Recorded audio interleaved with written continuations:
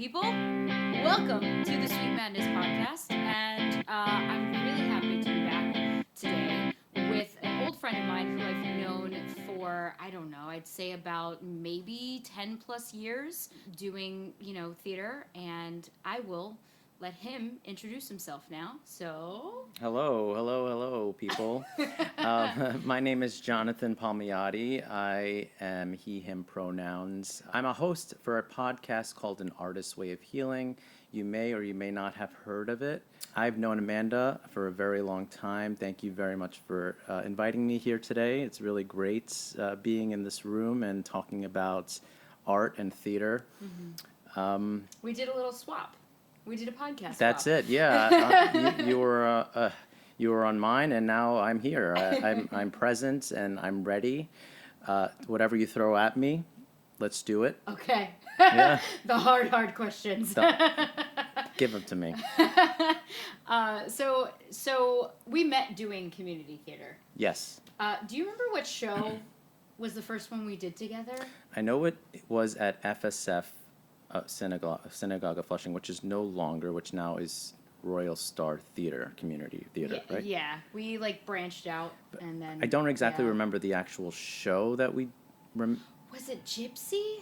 Oh, was it Gypsy? I think it might have been Gypsy. I did one show there, but then was there another show before that? I don't know. In another place. Did you do Mary Lewis Academy? I didn't do Mary Lewis Academy, no. Okay. Hairspray at FSF was my first ever show in 2011.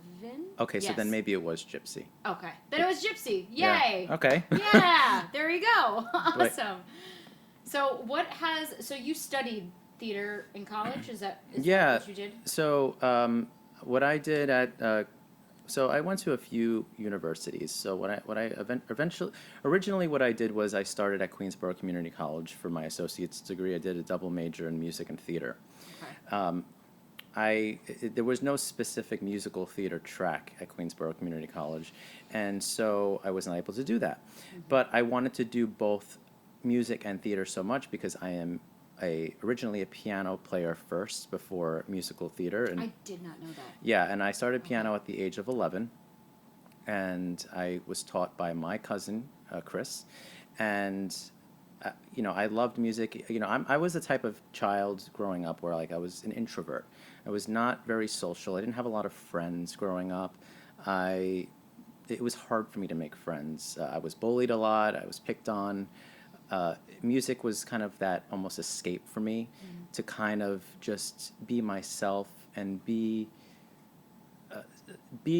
in the presence of myself where I can go to somewhere to escape and live in a reality where I felt like I was welcome, where I can express myself in a way that I actually knew how.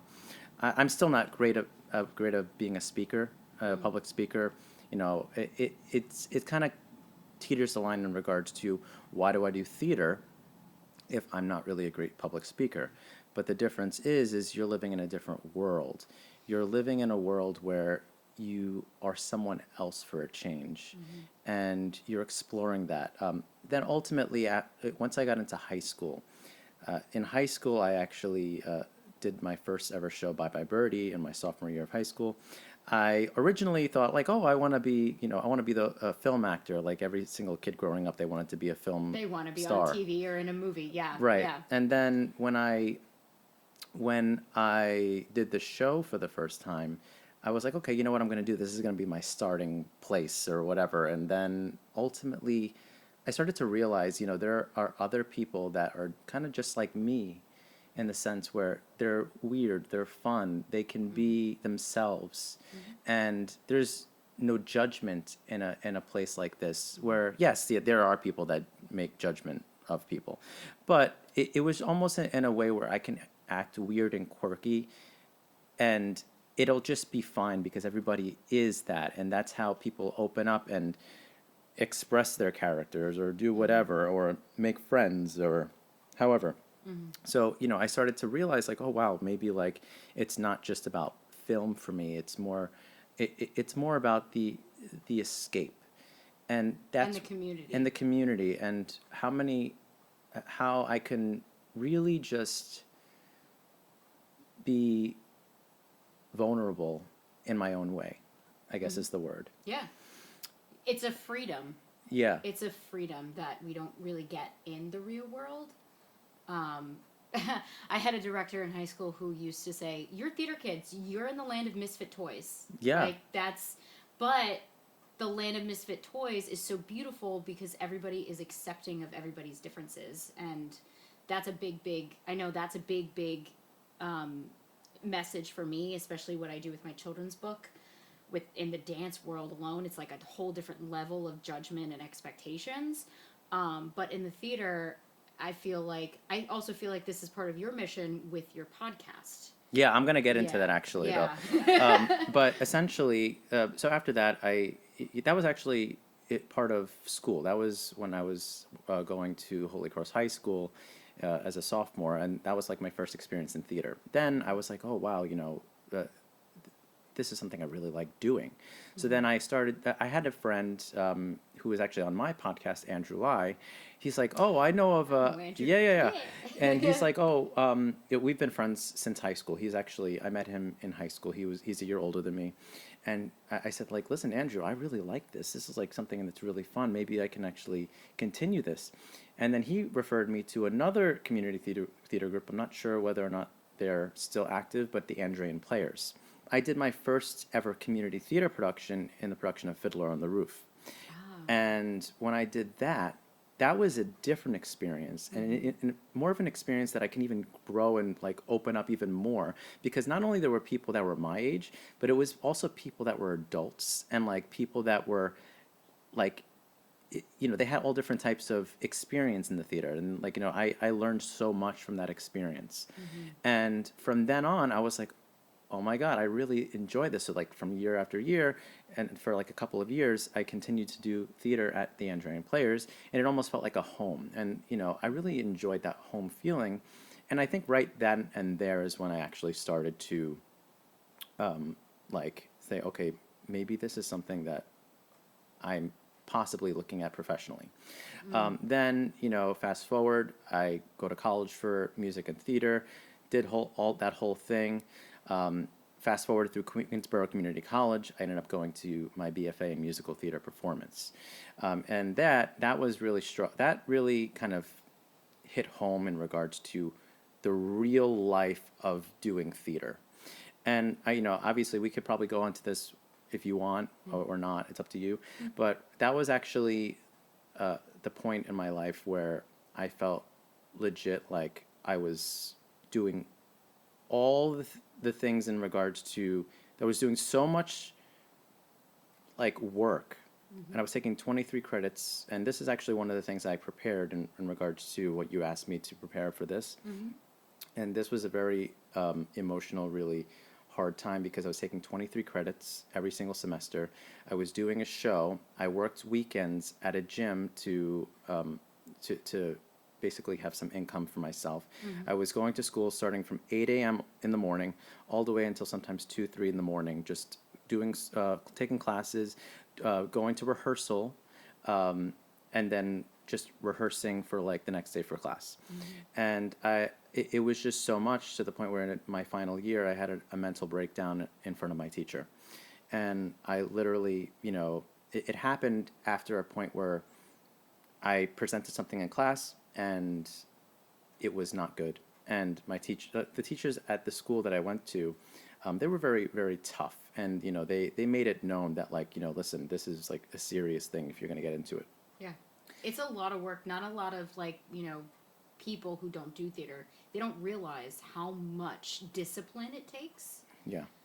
To be a working actor and take those night shifts at whatever restaurant or bar and then audition every single day at 6 a.m. Like, they don't realize the discipline and the craft that you have to put into it outside of when you're actually auditioning and performing. Right. It's a whole lifestyle. It's not just, okay, do a job, have fun, and play, and become a different person. Like, there are techniques you have to learn, and it's a lot of hard work. So, Yep. like, I feel you on your burnout. And I'm sorry to hear about. no, your it's just it's breakdown. it's literally. But the thing is, I think I needed that to kind of relax, because I'm that type of person where I don't like to show emotion that much.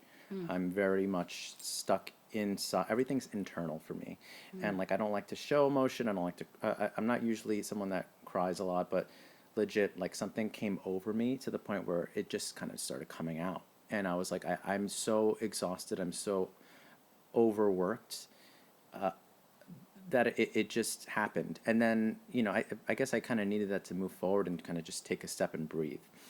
I totally Anyway, get that. yeah, so that was like Yeah. really a traumatic thing. Then let's fast forward a little bit more into my future. I started to doing the thing of performing, like after graduation in 2015, I did it. And I enjoyed it, but I started to realize, you know what, like, I started to kind of think more in regards to my life, where I wanted to go, what direction I wanted to go into, and whether that was to actually continue performing or do I want to, uh, take it another direction of like being on the business side of the arts because there was a lot of things going on in my life that I don't really want to like get into a little bit as much, That's but fine. I started to realize like I still want to be in the arts in some capacity, and how can I do that in a way where I can do it, but not feel like I'm just giving up the arts in a full capacity of life, like just completely throwing it away. It's a part of who Es- you are. Especially of like everything I learned, I didn't want to just throw it out the window. So I said, you know what, let me go for my master's in arts administration. So I went to Baruch College. I got my master's in arts administration, and then I am now a representative promoting arts advocacy at a specific job that I work at. And that kind of helped me, really still dive into my craft of art and like, experience art with the people that I work with every single day. Where I'm everything that you're saying resonates with me, but with like teaching and Yeah. dance and where I'm at now. It's so weird. It's so interesting how people can have like totally different stories, but just relate to each other. I totally like understand and totally empathize with what you're saying. And that's so interesting you say Yeah. that because our friend Andrew that we were just talking about, Yes. he said something in my podcast. If anybody's interested in listening, it's an artist's way of healing. That is an artist's way of healing. You actually have a website also, www.anartistswayofhealing.com, or we have an Instagram or a Facebook if you're interested in checking us out. But he said something that was really interesting in the episode that I recorded with him, was that when you have a conversation with someone that's just random and you have nothing in common with that person, there's nothing really to talk about, and you kind of just do one word and you try to develop a conversation with that person, but sometimes just nothing comes out, or like the conversation just kind of one lines. Yeah. But if you actually have things to talk about and you have something in common, those boundaries, they just come Yeah, down. it's like the also kind of like the fear to be vulnerable and like actually let your real self through. Right, because then you start to think like, am I going to get judged or whatever, because I like this or that or whatever. And so it's just kind of a way to relate to someone and not feel, going back to my earlier thing that I was saying about theater, like I feel comfortable in this space and like being weird and acting quirky in front of people, like with my first theater experience when I was a sophomore in high school. It's kind of like the same idea. Like you get to feel weird or quirky in the thing that you like. Yeah. And You get to be yourself. yeah, and you get to talk and Yeah. you get to continue the conversation, go on and on and on and on and on until, whatever. So that was the thing with that. So, through this experience and then through a life experience of something that actually happened within my own life, that was really traumatic. And I don't want to really get into that, but Yeah. I started to reflect on my life within this instance that happened a couple of years ago that I'm mentioning, where it was not a good end result, and there's still no end result to it. But I started to reflect on myself, like, did I do anything wrong? Was it me? And as much as I thought about it that way, there's always two sides to every story. So I get that. But then through all that reflection, I started to think like, I want to start being a different person to people. I want to be kind. I want to be generous. I want to be more outgoing and thoughtful to other people's feelings and what the scenarios they're going through. Because in that conversation or whatever that happened between that person and I, it was just kind of, I guess what I'm trying to say is, like, if you don't know the other person's side of the story and you're just kind of accusing someone of doing something, it starts to, like, you don't get to say your side, so or There's no communication happening for perspective. right. And so, like, Yeah. and again, going back to the thing, I'm an introvert. So, like, Right. I prefer to actually walk away from the conversation. And this is kind of something that I was talking about in our episode. Yeah. But anyway, going forward, this kind of created the idea of the podcast, because originally the podcast was not something to, like, make money. It wasn't something to be like, hey, here I am, after so many years of being out of the theater. It was not any of that.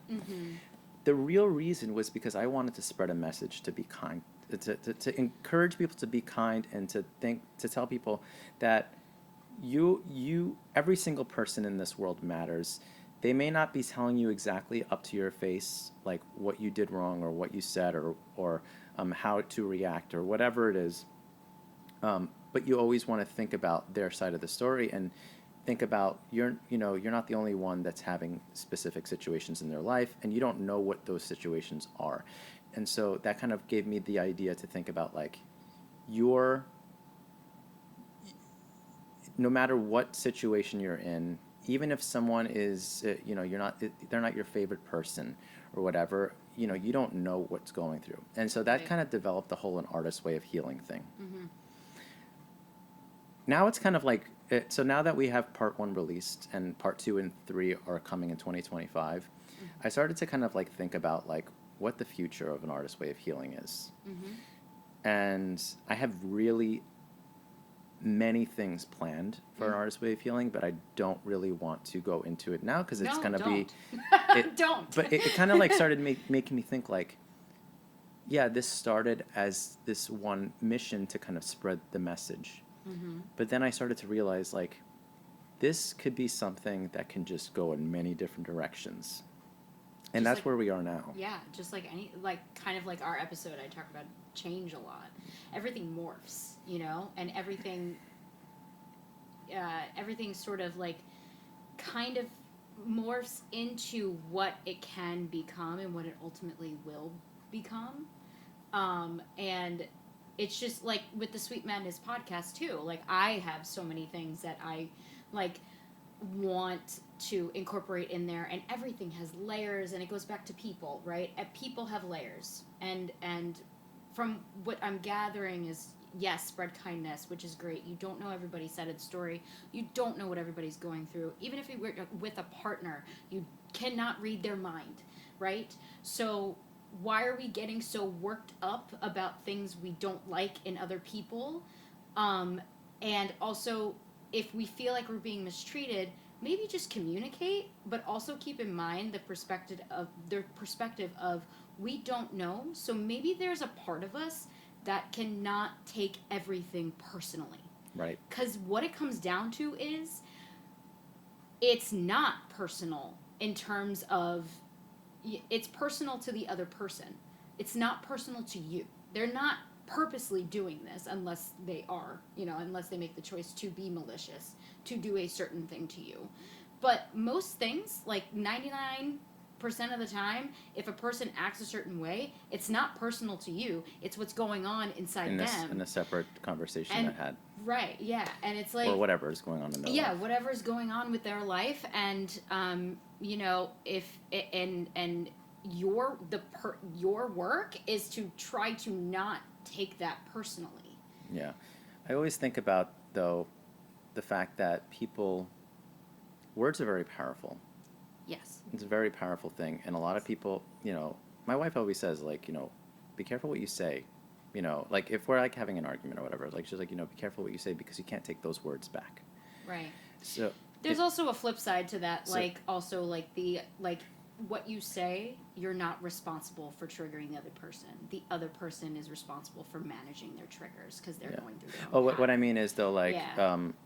if you're having a conversation, or if you had something going on like in an outside thing that you're bothered about, and then you try to like take it out on someone else, like, it just, don't let that extra from whatever happened outside feed into something where someone was genuinely trying to like help you, or be there for you in the sense, as opposed to just taking your anger out on that person. Get out of your head and try to actually see what the other person is trying to do. Yeah, and that's what I was kind of getting at in regards to like watch what you say to someone, because you don't want to regret it, because like there is a fine line in regards to like do you want people's opinion on something, or do you want to just vent to someone without them saying something? That's very and that's important. something separate. I know that's whatever, but everything is in context. Yeah. Like everything we're talking about now, like you're thinking of certain situations, I'm thinking of certain situations, and it's all in the context of our lives. Yeah. And a lot of people forget that, like, everybody thinks like, no, this is fine. That was a loud slap. I'm sorry, everybody. I was like, it's like, no, like, this is finite. This is black. This is white. And it goes back to like what I say. I'm like, no, there's a touch of gray in everything. Some of the blacks are lighter than other blacks. Some of the whites are darker than other whites, because there's context is everything. And my brother is studying law right now. And even within the law, there's context. And a lot of people, like we, as a society, we've been told things have to be a certain way, and we like that familiarity. So for us to think outside of the box and be like, oh, wait, but what about this? What about this point of view? What about this thing that contributes to the situation? What about this other thing? It gets confusing, and people are not comfortable with that. And it's just something that does frustrate me, because when I'm trying to talk about certain things, people get into that, pattern of, no, it's supposed to be this way, so that means it's right. And it's like, if it's supposed to be this way and it makes you feel crappy, why is that right? Why can't we change it? You know? Or the other thing is just like, because someone does something a specific way, Right. that's the way it has to be done. And what you're saying in regards to that, but also if you don't do it that way, it doesn't mean that it's wrong, and that I hate you, and that like No. we're gonna have a fight now because we just disagreed about something. It's just like, because the thing is, I think a lot of people, I mean, and this is not really a lot of people's fault in regards to it, like society is in itself. Everybody's a victim of the system. Yeah, society in itself is kind of like a thing where like everything trends, and everything is like, or everybody kind of acts a certain way in the sense of how they have to be defensive for themselves. And just because someone says, I'm this, and then someone else says, I'm that, then all of a sudden, like, your friendship of 20 years just goes away because someone has different viewpoints of something. And to an extent, I understand people's things, because these things are very real things. It comes down to it comes down to values and how you view other people now. Right. In terms of like the subject of what these two parties are talking about, right? Right. But I see what you're saying, and it's what I say. I was like, why we have a conversation about it. Have the tough conversation. But the problem with having the tough conversation, it's like you said, everybody's really, really defensive automatically, and they're not open to hearing the other side, and they're not giving what they want. They want to be seen. They want to be heard. And it's tough. I'm not saying it's not tough, but because we've been drilled, like you said, to act a certain way and think certain things are right, and then therefore just... It's like a trend. Yeah, and then therefore just thinking everybody else who has a different opinion is wrong. Opinions are opinions. They're not facts, right? Opinions are opinions. And with their decisions, again, there's context. You don't know the experience someone had in their life. Like, I know someone who had a completely different experience that I have in terms of societal standards, right? We are, like, if it's a different sex or the same sex, everybody has a different experience, Yep. and their lives shape their thoughts as well. So I feel like as people, we forget that. Like, we forget that people literally are living so many different lives just because of their experiences. So with your experiences and like what you want to do with the podcast, is there anything that really, really is important to you that you haven't already said about the podcast and why Yeah. why you're putting this out there? Right. So, like as I was mentioning in regards to what the mission is, the mission was originally to be, for myself was to be kind, to spread kindness, and to acknowledge that people are going through many different things that you may very well not know behind closed doors, and they might be thinking certain things, and basically the purpose of the podcast was to dive into the fact that art, in a sense, because that's what I'm into and that's what my whole life was around, and that's how I survived, even growing up, starting theater for the very first time, like I was saying, that safe zone for myself. How the arts can actually help people heal from traumatic experiences in their life, like any sort of death in the family, or they're going through a lot of depression, or because of a specific instance in their life, or relationships that are toxic, whatever it is. It doesn't really like matter what it is, but and I don't want to actually subject it to just specifically like performing in visual art, because art is huge, and I kind of consider art even as big as like the human body, where in regards to exercise, even that's an art. Like, you see these people, they like work up to do like they work up to do like a marathon, and it's just like amazing because there's a form to do a specific exercise. There's an art, but yeah, like in general, like culinary, that's an art. The art of Yes. yoga, the art of meditation, anything that is in regards to the word art, I don't feel like should be excluded from this thing. You could argue that everything is art. It matters on your perspective, and art to me is like creativity, and everybody has creativity. Yeah. Everyone has creativity, whether they realize it or not. So I essentially I want to I use what I currently have been going on through, and like I do have some solo episodes, but I've been inviting guest artists on, and I do have some really exciting stories that are coming on. Also, some very serious stories. And part two, I just want to say, even though I'm not going to reveal too much about it, it gets very, very, very real. That's refreshing. And there are some very, very real situations of healing that have come on for the guest artists that are coming on to the podcast. Almost to the point where like there's just no words to even say, but to just listen, because this has been like a very dangerous journey for me. I kind of consider it too, because people are opening up to me in a sense where they normally might not even want to, and when they open up, they're trusting the world and trusting me, because they're getting on this podcast to share their story. But the point of the podcast is not to just be on the podcast.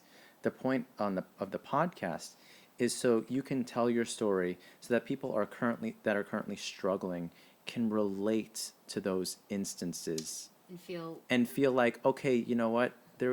It's not the end. No. There's a way to get through it, and this is what X person did. Yeah.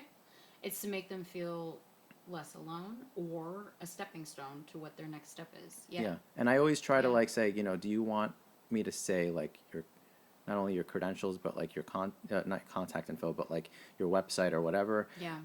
Because perhaps someone is going through that specific challenge, and they really say like they want to reach out and say like, how did you do it? What can you tell me that's going to help me? And that's what I want. I want people to actually feel comfortable reaching out to these guest artists, just like you have in your mission for this for Sweet Madness, and on your website you say like, I want to, do you want to talk? Reach out. Like I want to have a conversation with you. it's kind of the same type of idea Mm-hmm. where, yeah, you can reach out to me, and I'm more than happy to always make connection or Mm-hmm. talk to you in regards to that. And there's so many things I have planned to do that. I recently actually started on Facebook something called an artist way of healing safe space, where Mm. people is on Facebook, and it's literally for anybody that's in the arts. Should they want to join, I pose a question every single week where people can relate in regards to healing and how they got into the arts and what has the arts done for them to help heal. And Mm-hmm. anything that we talk about in the actual group Mm-hmm. is sacred. It's not to be discussed outside of the group, and it's something where people can come to have a safe space to just relay their thoughts. That's really great. Um, I'm not on Facebook anymore, but that's really yeah. great. So It's so really, really great. it's kind of come to that, you know. Yeah. But I really hope it changes people's lives. I Mm-hmm. mean, I'm not really expecting any comments back to it, Mm-hmm. but if it does, great, you Yeah. know. You want to create a community where people feel accepted and able to share and not being judged for it, like Yeah. the theater did for you. So, do you have a story of um, healing that you've had, or a specific instance in theater that healed you? Well, One that like flashes out at you? yeah, well, the one that, and for those who actually haven't listened to my solo first intro episode for An Artist's Way of Healing was, and this is something that, you know, this is going back to when I was in fifth grade, sixth grade. Mm-hmm. Um, I had a learning disability when I was growing up. In fifth grade, I basically almost failed out of fifth grade because I was reading at a second grade reading level, and and I was around the time of 11 years old, like I said, when I was taking piano for the first time, Mm-hmm. and you know I didn't have any friends. When I almost fell out of fifth grade, I had to transfer to another school because I was told that I had to be in special education. Um, and then on top of that, and what happened with me was really the fact that uh, I would look at a paragraph in like a class to read something, and I would read the paragraph fine, but when the teacher told me, okay, can you explain to me what that paragraph was about, I would have no idea. A So I processing literally would disability? not comprehend what I just Yeah. read. Okay. So that kind of triggered into getting zeros on all my tests and failing because I was not comprehending what that information actually was doing Mm-hmm. for me. So I went to special education in middle school, and it was MS 67 in Douglaston, and I was still struggling, and I was told at that point that I had to have a hearing aid in my ear because it's almost as if something like the brain was not connecting to whatever I was reading Mm-hmm. or in general of like learning. And so like, you know, I just remember like hysterical crying. I remember like, you know, really, really like upset, like I don't want to wear this, you know, I remember already have like these self-conscious issues of being made fun of. I don't have any friends. Mm-hmm. You know, this is just going to be the icing on the cake of me just being like somewhere dark. Um, but then they ended up giving me this thing where it was still like a hearing device, but it was something that actually sat on my desk, and the teacher would wear like a microphone, and it would kind of speak directly at me, and it was like a box that just sat on my desk, a rectangular box, and it had a battery and whatever. So it was basically the next best thing. That's what they kind of provided me because they kind of felt bad. They felt bad for me that, you know, I was really upset about it. So I had that. Then, you know, basically I tell this story because then eventually that ended up helping me. In addition to having a speech pathologist come to my house 3 times a week to kind of help me with my helping. And that I felt like the speech pathologist coming to my house was even more effective than, you know, the actual program that I was doing at school, because it was just like a one-on-one thing. I remember actually having so much confidence after having the speech pathologist come to my house, because I'm not a writer, but I did write a story that I thought was like a children's story that I still have like the papers of. Mm. It was called Henry the Wizard. And I started writing this story, and it kind of just made me feel like, oh wow, like I have the capability to understand what I'm writing, but also understanding, because I'm writing this story and I'm living in this world, because I was always a fantasy person. I'm interested in like Harry Potter, Lord of the Yeah. Rings, and this is kind of something that kind of expanded my imagination. So, but then also, like, because I got into piano and at 11, I started to kind of tie in all of these fantasy type things, and like being interested in playing like the actual songs on the piano. Yeah. And it kind of just helped me get through my like childhood and adolescence. Did it help your disability in any way? Because like reading music is its own language. So did it sort of like spark your disability to like keep like for you to keep working on it Yeah. without you noticing? Kind The, of the like story, or like writing the story, letting yourself open up to the creativity, and then like learning how to read music and play piano. Like I would just think that in itself kind of like through osmosis kind of would make, like I'm asking if like it helped you yeah, I mean, progress with working on your disability. it sure gave me confidence to actually excel. Okay. Because, you know, I think at that point, and like any kid, they want the satisfaction of like people to really kind of get through life at that point. So, you know, here I am, like someone that I was like screaming, crying, like, Mom, don't tell anyone that I have this hearing aid sitting on my desk, or hearing device sitting on my desk, or don't tell anybody that I'm in special ed. I'm very embarrassed. So as I grew up and I started to realize, like, you know, I have this creative imagination where I'm expressing myself through this story. I'm expressing myself through the piano. You know, it kind of just grew me, you know, emotionally. Even though I still couldn't actually express what I wanted to people, because I, again, introvert, and again, not a very good speaker. It was allowing me to just develop myself. And, you know, it just comes, it came with the idea that, like, maybe there is a little bit more to me that I didn't realize. Yeah. And, you know, it, it kind of just, like, it was almost like this. So, you know, when you play the piano, for example, well, for me, this is how I felt.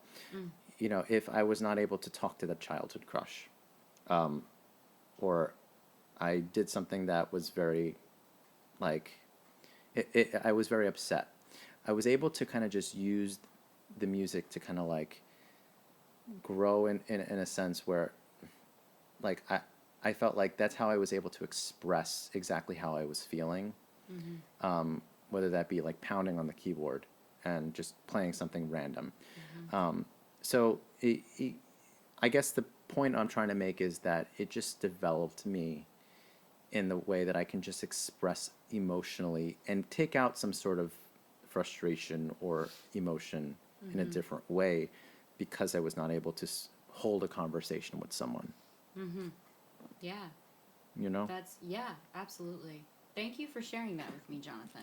Thank you. Yeah, no, that was It, really. I mean, like, listen, if you asked me this 15 years ago, I would probably not want to even talk about this. Right. But, Yeah.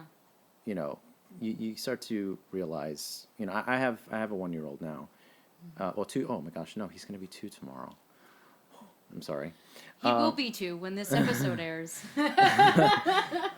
And you know, that really changed my life when he was born. Changed my wife and I, like, both of our lives. And you know, it starts to kind of, you start to take a different, real approach to life, and like you start to reflect, and you know, you want that child of yours to have the best life that they could possibly be and do, and just give them the best. And so, what that ends up doing for me is that ends up making me reflect on my own life and how I was as a child. Mm-hmm. And say that it's okay for these emotions to come out, that it's okay to be whatever way it is. And you're just as unique and you're just as unique and special than anybody else out there, no matter who you are, what you are, and what You're worthy. right. And just because it takes you a little bit longer to learn something, or just because someone is in a wheelchair, or whatever, it does not matter. You're someone, and you're going to be just as worthy to do something great and special as someone that is just like you and me. Yeah. Wow. Man. Yeah. Huh. So, and that's That was and that's part beautiful. and that's part of like what an artist way of healing is. Yeah. So that it goes back to that. It's opportunities. And what I actually started to do. Sorry, and I know I've been talking for a long time, but I just No, want to that's say okay. You're my guest on this episode. I started to actually, and I don't know if you've been noticing it, but recently last week, in addition to everything that I'm posting about the podcast, I started to create stories every morning or every day Yeah. that basically starts with your daily reminder. I have noticed it, And- and I think it's really sweet. And I think that kind of goes back to what we were talking about. Words are powerful to people. Yes. And people are looking for those outlets to just say that it's okay and to start their day with something that's going to say, I read that, maybe I'll take that and then propel that into my day. And the more you see words that encourage you and validate you, because you are validated, your feelings are valid. They, whatever you've been going through, if it's a trauma cycle, if it's something that triggers you, like your emotions are emotions. Human beings are emotional beings. We make decisions based on emotion, but we justify with logic. And words specifically, something I did. I used to have a lot of problems with self-worth. I always used to think that I was not enough. I'm not worthy enough for anyone, specifically romantically, because of my weight and impossible societal standards on women and the constant contradiction it is to be a woman, and not to be accepted as the in-between and for all of the different layers. And so in the romantic world specifically, that's where I felt the least self-esteem, and it trickled into my confidence on a daily life when I was a kid. And only a couple, I would say last year or a little more than that, I started writing in my journal every night, ending my entry. I write in my journal every night regardless, but I ended my entries with first. And I noticed the shift because the more you repeat these words, and writing them down physically is just a whole other level of expressing things. So I would start with, you are worthy. Whatever it is. It could be love. It could be, the next project I'm auditioning for, or the next project that I want to do, or starting my own business and all of that stuff. I started writing, you are worthy. After months and months and months, it changed to, I am worthy. Then it changed to, I am worthy, underlined with the am. And now I have a totally different perspective of myself. And those are just I listen to a lot of psychologists and a lot of mental health podcasts, and I read a lot of mental health books and everything. The way you talk to yourself matters most. It is the voice that you will always hear. And a lot of people rely on that outside validation, kind of like what you're doing with stories, and it's great that you're doing that because people need to hear it. But once that outside validation kind of switches and becomes that internal validation, it's not validation anymore. Yeah. It's you. Like, Yep. how you talk to yourself matters. the voices in your head are voices in your head. And this is what meditation is based off of. Meditation is based to let the thoughts come and go. They're thoughts, they're not facts. Right. They're things that float by, and let them go, because the more you harp on them, the deeper you'll sink. Yeah. And it's very much an art form, like you were saying. It's so It difficult. transforms you and it puts you in a Yeah. different level, like almost like a cloud base.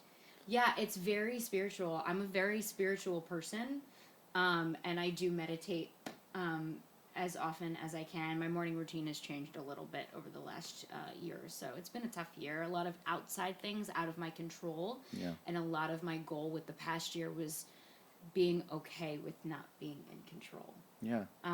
Which is also a whole other thing that I could talk about, but I won't for time's sake. It's interesting, and we're piggybacking off of different things and concepts because everything is connected.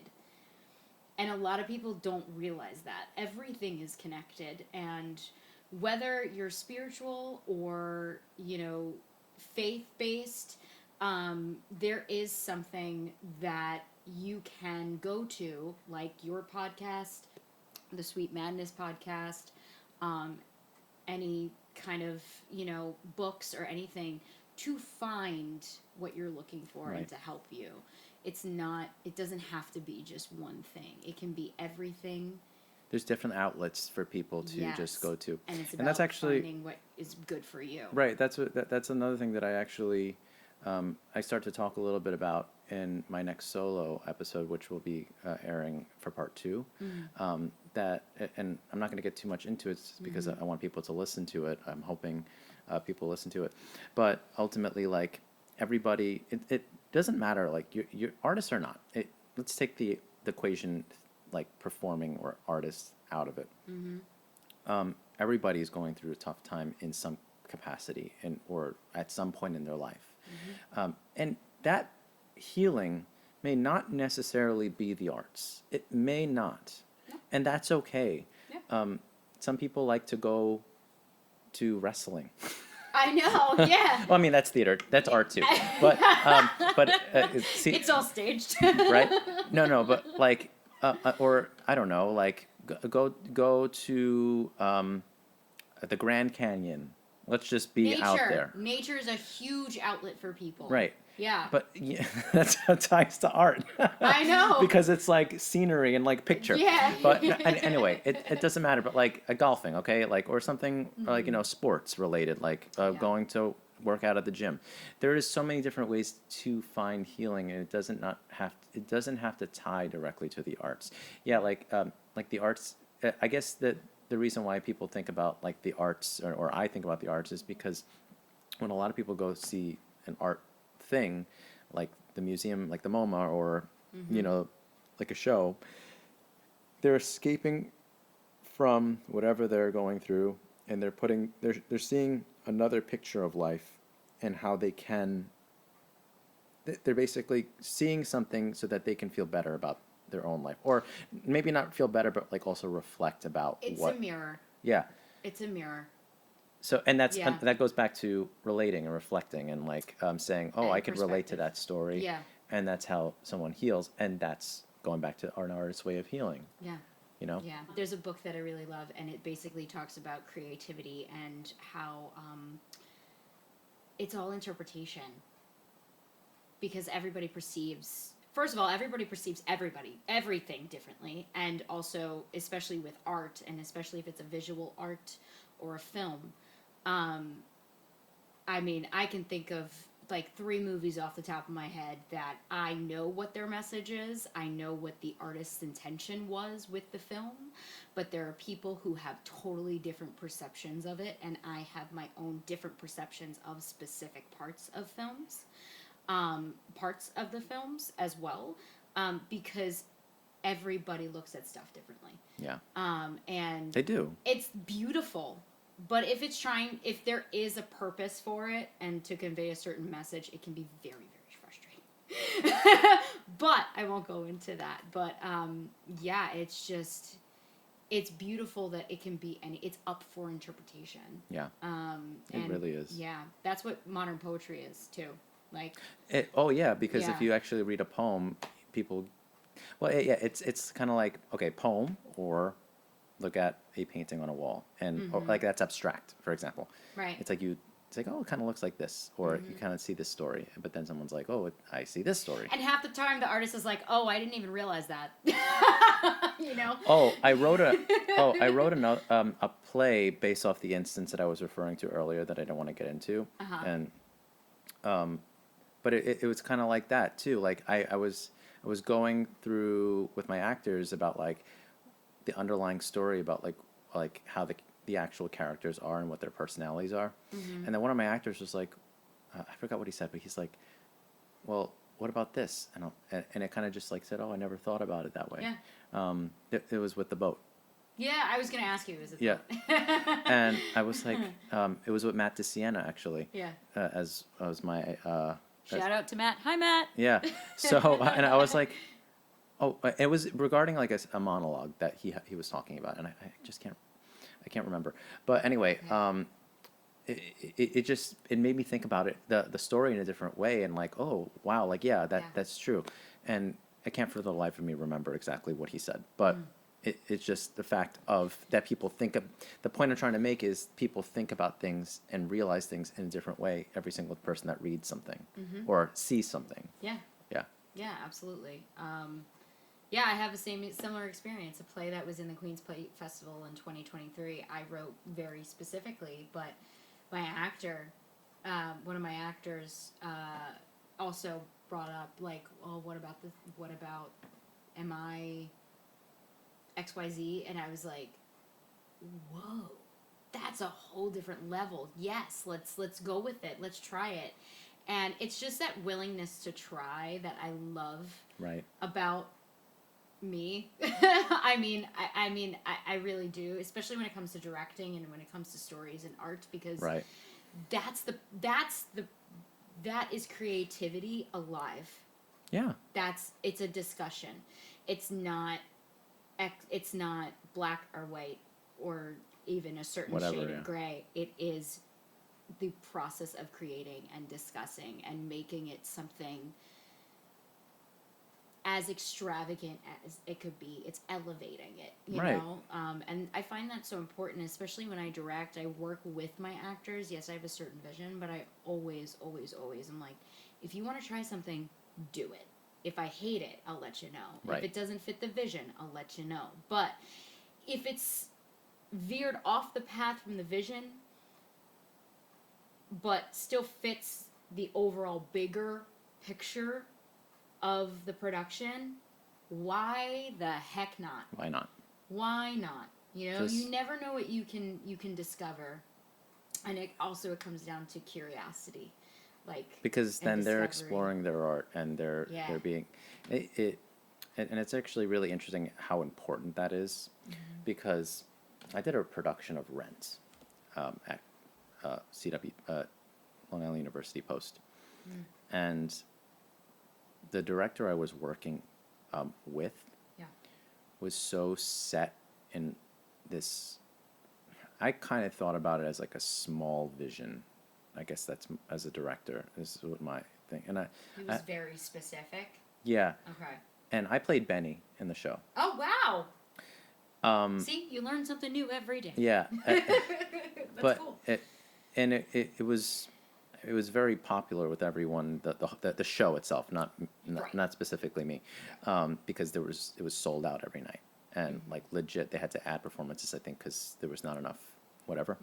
Wow. But I felt like it was my worst performance ever, ever, or at least up there. It maybe not the worst performance, but it was at least up there. And the reason why is because I felt stuck. I felt stuck in a specific way that, and I wasn't seeing eye to eye with the director, and I didn't feel like I was being guided enough in the production. Did you sort of feel like you weren't able to be yourself? I didn't know what he wanted. Okay. I'm trying to circle back to your first point of theater being a place where you can be yourself. But also, there's the challenge because actors are taught to make choices. And if they're not allowed to make choices, then they're not doing And their that's what I'm job. saying. Like, Yeah. so that's what I'm trying to relate for that.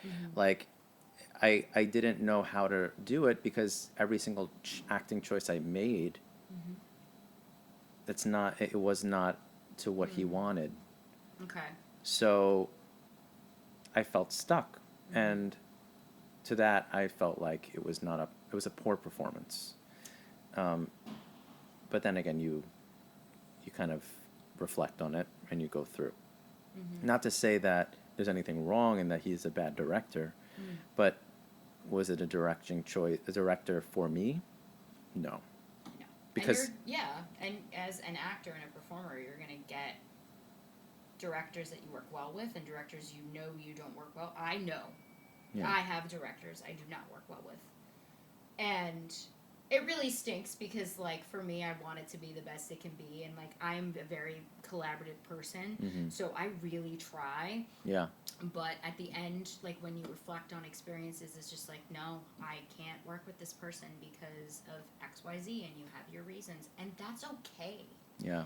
Like, a lot of people get worried about that, and a part of my mission as a director is to cultivate a community that is not based in fear of never getting hired again, or not based in fear of not getting hired because you're not good enough, Right. or you don't have, like, the potential, or not, and fear-based that the director or people are going to talk about you and then not cast you. Like, that's not cool. That is not cool. So I'm trying, me specifically in terms of that side of the arts and performance and that hat I wear, I try to cultivate that community where it's like, listen, this is how it goes. I'm on your side at your audition. I want you to do well. It's not about your talent or your technique. It's about if you fit the puzzle piece of my vision. Right. And please don't take it personally, because it's not. You're a lovely person. If I know them. If I don't know you, I don't know you. It's just, please don't take it personally. It was really nice to meet you. I hope I can find a role for you in the future. Like, and even working with people, like, I after casting, you kind of get a sense of who they are more. And if there's diva, there's diva. And then I'm like, okay, I'm never working with them again, and I make that decision for myself. But it's no hard feelings. Like, maybe it's just not a match for them either. Like, again, not personal on the other person. Like, don't take it personally. Yeah, it's I think that's also it's hard because, like, people, like, in the arts are like, oh, I wanted the role. Yeah, I know. They're that was mine. Actors is such a specific type of person. They're so insecure, but they're like, look at me. Yeah. Yeah. But I get what you're saying. No, I'm just making a joke. I know. But it's just I got it. It's okay. no, because they're yeah. But anyway. Well, Jonathan, do you have any last words to say? Just be kind to people. Yeah. And, again, like, this is going back to my whole journey, my whole mission. Be kind to people. Know that there are other people going through any sort of situations, are going to maybe the same situations that you are. And they may not say it to you. They may not be vocal about it to anyone else.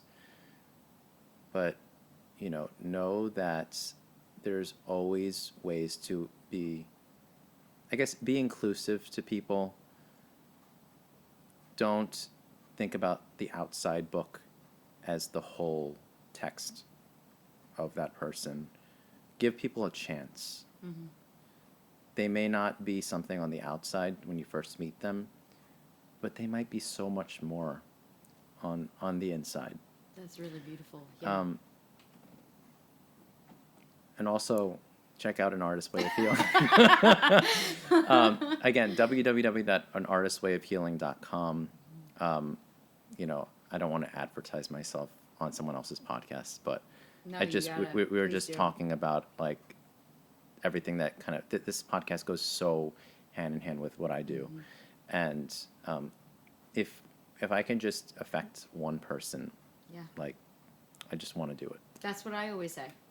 If So I could just make one person feel less lonely, that's it. I've done my job.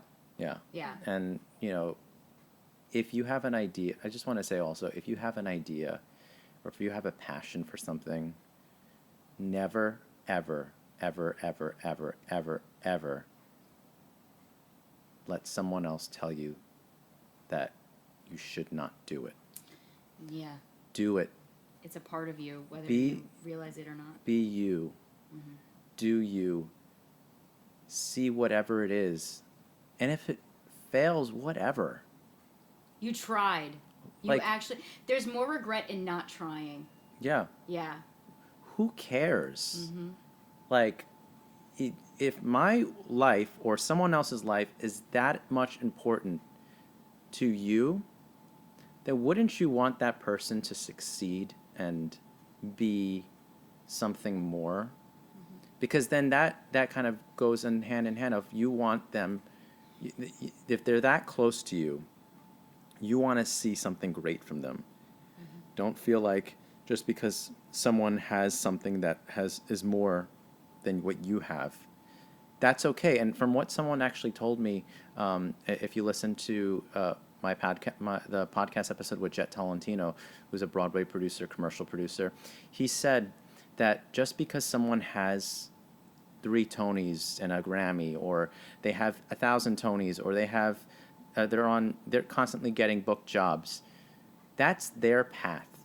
And that doesn't necessarily mean that your path is going to be any less. It just means that that's not your path. Your path is something else, and it'll probably be just as great. Yeah. Yeah. That's really, really, really, really good words. Yeah, from you. I really inspire, and that's And why I him. cannot actually take that for Yeah. me, and that was not my quote, but it's Yeah. something that anybody who's learning, it's Mm-hmm. like that's something that I also want to add on top and fulfill in myself. That it's not, if it's not my path, and if it's someone else's, be Yeah. happy for them. Say I'm happy for you, and hope them the best, Yeah. and then Yeah. just take your own path. Well, thank you, Jonathan, for being on this episode of the Sweet Madness podcast. I had a great time talking with you. Thank you so much. Thank you. And yeah, no, thank you again. If you guys have any questions for the Sweet Madness podcast, you can click on the link in the show notes. Our last episode of the season is going to be a Q&A episode, so get those questions in as soon as possible if you would like it answered on the podcast. Don't worry, I keep everything. I'm going to keep all your questions, and if there's enough, we may do more. And also make sure to like subscribe, rate the Sweet Madness podcast. It's literally how we grow here. It's how we know what you want to hear more of with us. And also there's merch. Go to amandamontoni.com to the store. We got Sweet Madness merch. Yeah, guys, there's sweet things always happening in the madness, and I hope you guys have a great, great rest of your day, wherever you are, whatever you're going through. Have a good one, and